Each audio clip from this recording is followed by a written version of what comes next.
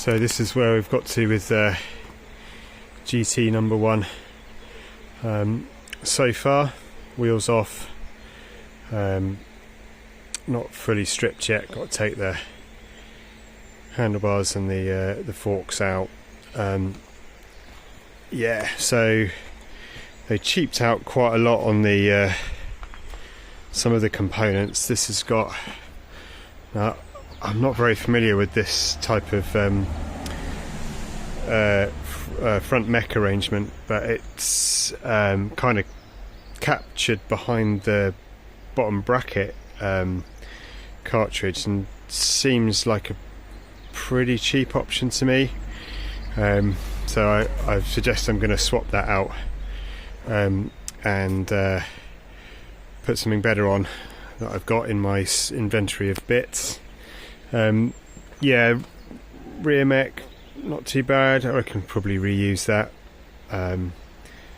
As I said in the last one, I think it's like an Altus, I think. I need to look that up to see what series that is, but it's I think it's okay actually. It's a reasonable free running mech. Need to swap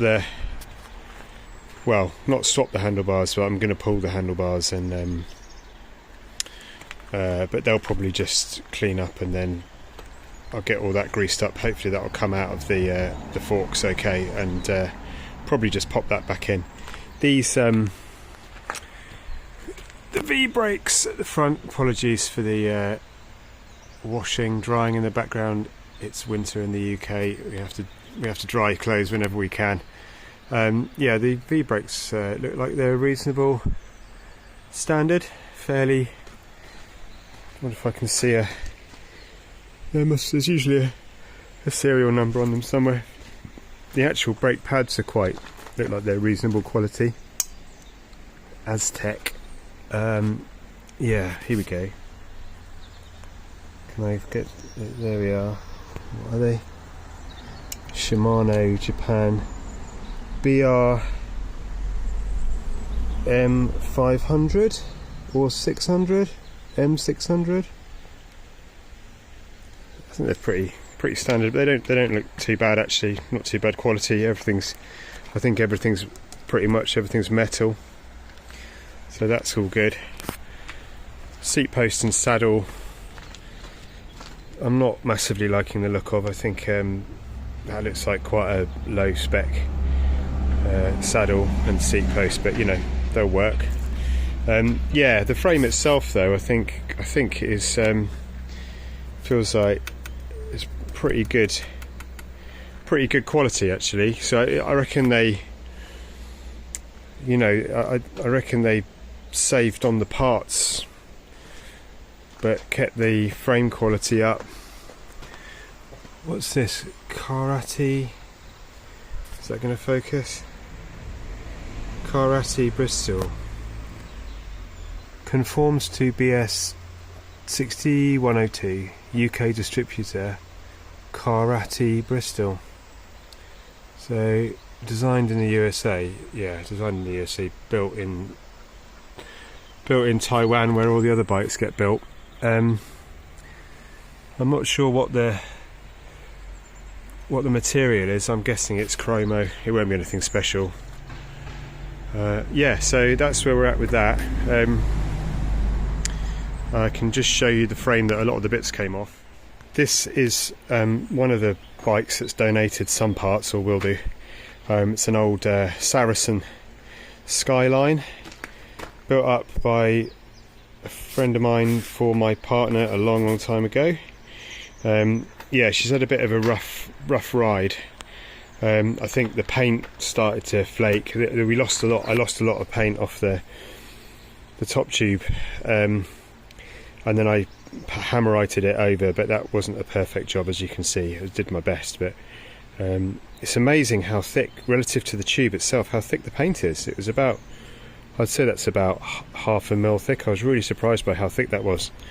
So what we're going to do with this is get her shot blasted off and repainted, I think, for use in the future as a frame.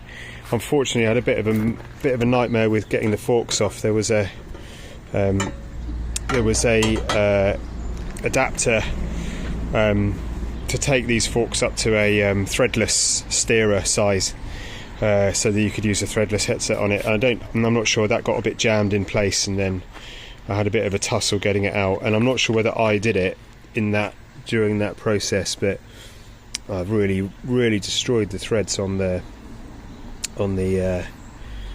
so it won't focus. I've really mashed up the threads on the top of that, so I think these forks might be toast. I won't throw them away, because I have other uses for bike forks actually in various renewable energy type scenarios or other things, so I'll hang on to them, and I'll hang on to them until I'm sure that I can't use them again. But we'll probably try and find some new forks for her. But yeah, a really lovely old steel frame. It weighs next to nothing actually. I won't try and pick it up because it's just the zoom. This camera zooms in loads when I put it on video, so I can't kind of reach for it from here. But yeah, she weighs nothing really for a steel frame, so it's really worth keeping going. So save a bit of money and chuck a few £100 at getting her if we can, at least, if there's nothing structurally wrong with her, no big cracks or anything. We'll see if we can get her stripped, repainted, and back into service. This is my partner's was my partner's key bike, and she really likes the geometry of it. It suits her very well, so if you find a frame like that, you hang on to it. Anyway, that's where we are. I'll do a bit more pulling apart of the blue one. The green one doesn't need much doing, and I've got another donor bike to pull some bits off to get this one up and running. So yeah, I'll look forward to sending you word on that down the line. This is a bit of a hacked together video job just to try and maintain my one video a week promise to myself, and I guess to anyone else who is watching and cares.